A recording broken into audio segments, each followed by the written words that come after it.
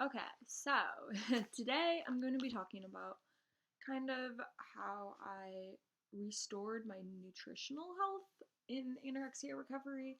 Um, and I'm going to be talking about outpatient, residential, and I think that's it, yes. Just outpatient and residential, where because like inpatient, they just want to get you medically stable so they can send you to somewhere that will restore your nutrition. Of course, they like start that process, but it's not like their job.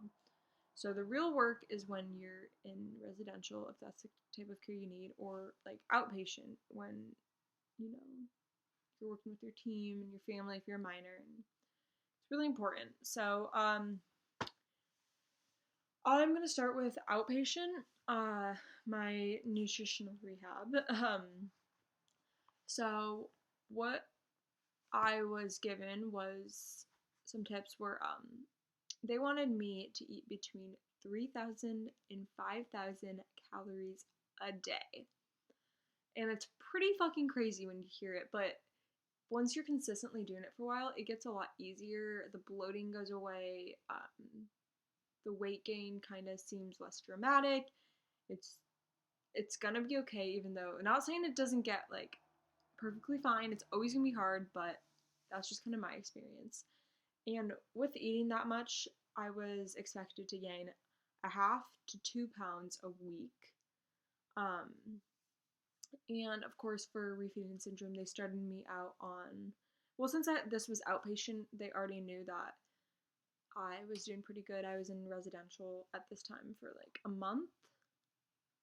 So I was still kind of refeeding, but I could handle it. So they started me out on outpatient on 2,000 to 2,500 calories a day, and then I worked up to eventually 5,000. And then my suggested meal guidelines for that, and this was just my personal, do not copy this, everyone's body is different. This is just for me being underweight and needing to restore. I'm 5'4", but then again, I have my whole history. Yours is different, even if you're the same height, age, whatever. Do not follow this. This is just kind of like an idea. So when I discharged, this time, so from day 1 to 4, they put me on 1,200 to 1,600 calories. And then day 5 to 7, if I did not gain weight on that low amount of calories, um, they would increase by 400 calories a day until I got to the 1,600 to 2,000 point. And that was for like day 5 to 7. And then day 10 to 14, if I was not hitting that 1 to 2 pounds a week, if I was like maybe gaining less than 1 pound or not gaining at all, I had to increase by 400 to 500 calories a day so I could get to the 2,000 to 2,500 mark. And then days 15 to 21, they would expect that I was doing a lot better and gaining consistently. So they were just like, okay, just go to 2,500 to 3,000. Days 20 to 28, 3,000 to 3,500. And then just work up from there. And I think I was weight restored before I could hit 5,000 calories this time, so I never ended up really doing that. So, and kind of like the meal guidelines was they wanted me to have three 500 to 800 calorie meals, so that would be like breakfast, lunch, dinner, and then three 300 calorie snacks, like one after breakfast, one after lunch, and one after dinner. And personally, I'm not a big fan of the whole exchange system. I think it's pretty disordered. It's a pretty easy way to calculate your calories. I remember when I was in residential, I knew the exchanges for each food group, so I could like calculate how much I was eating in a day, which wasn't that hard. So I do not think that's a really good thing. If you need it, or if it keeps you on track, that's great. But personally, for me, I thought it was disordered. I thought the measuring and weighing food was disordered. But unfortunately, I did have to follow this a little bit when I got home because I had a very hard time with like portion sizes and stuff like that. And so if you don't know what the exchange system is, it's like a system that most hospitals, residentials, which I will be talking about, and even outpatients do.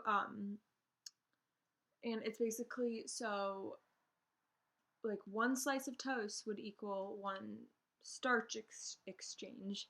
One egg would be one protein exchange, and so at first it's really confusing, especially when you go into a facility and it's like timed that you have to like write it down, but it gets a lot easier and you get like really used to it and you memorize everything. So yeah, and so that was kind of like my outpatient meal guidelines, and now this was my residential meal plan. Um, they want, again, this was mine. Do not follow this.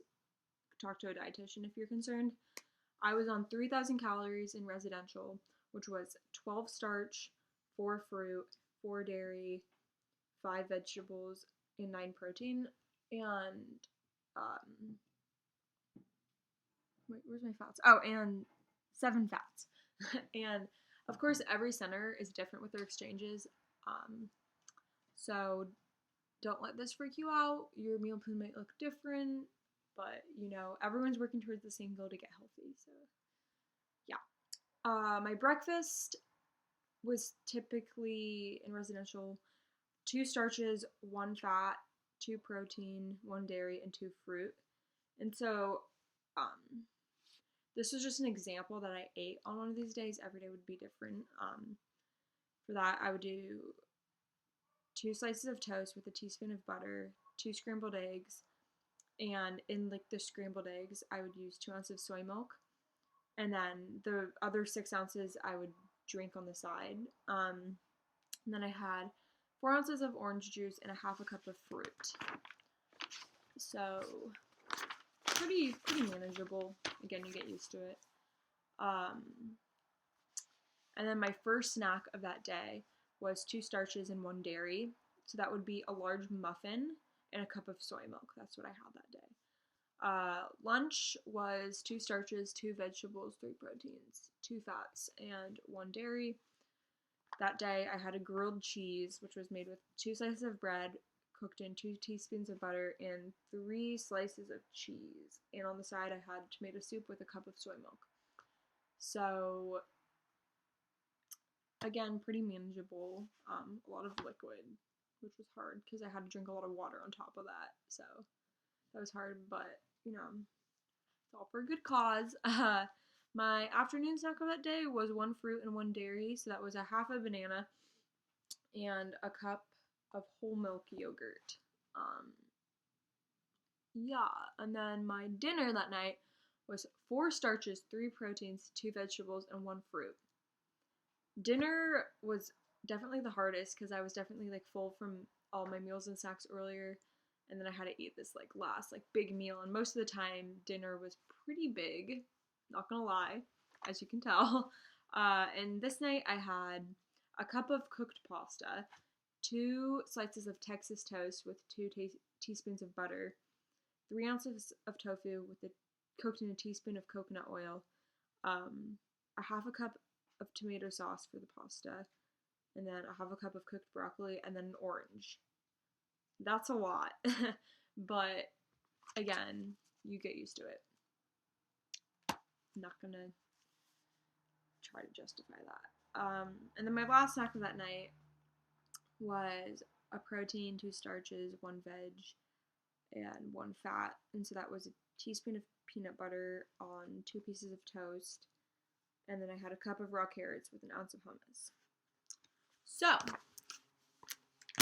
that was kind of my whole deal with the nutritional piece. Of course, I've had a lot of relapses, so every time it was different depending on where my weight was, where my vitals were. So yeah, that was just a pretty basic example of maybe what to expect.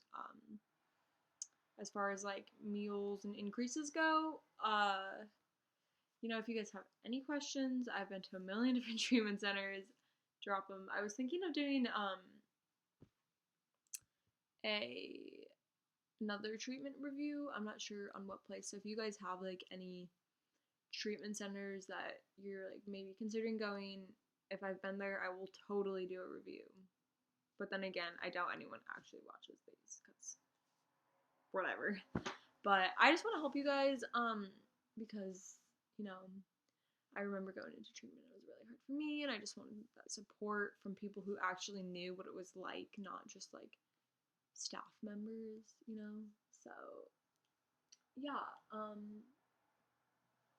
y'all are strong ass bitches. Love you.